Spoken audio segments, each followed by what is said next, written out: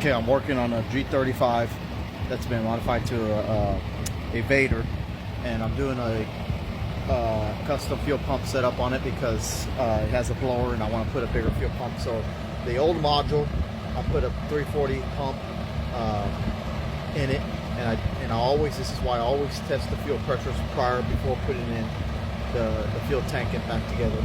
And the reason being, I do it with every job, but the reason this one's more particularly special is because I have to drop the whole K-member to get to it, because where you usually get to it in the rear seats, that panel is no longer accessible.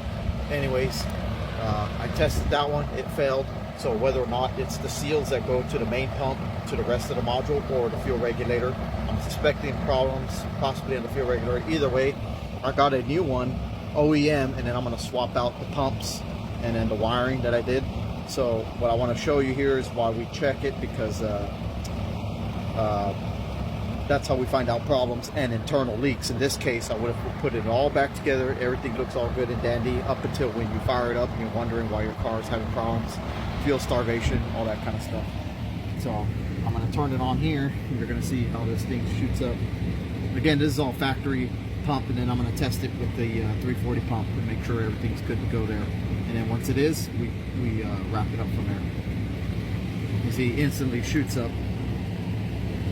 And it's supposed to be about 58 psi, so that's what that fuel regulator is set at. And then I'm going to show you what I did for the fuel rail. So this applies to the guys with the 350Zs, 370Zs, how I did that. I'm pretty sure you're going to like it. It's all ptfe line tapped into the original lines. So yeah, let me end it there, and then I'll show you what it looks like once I put the 340 pump and everything goes good there.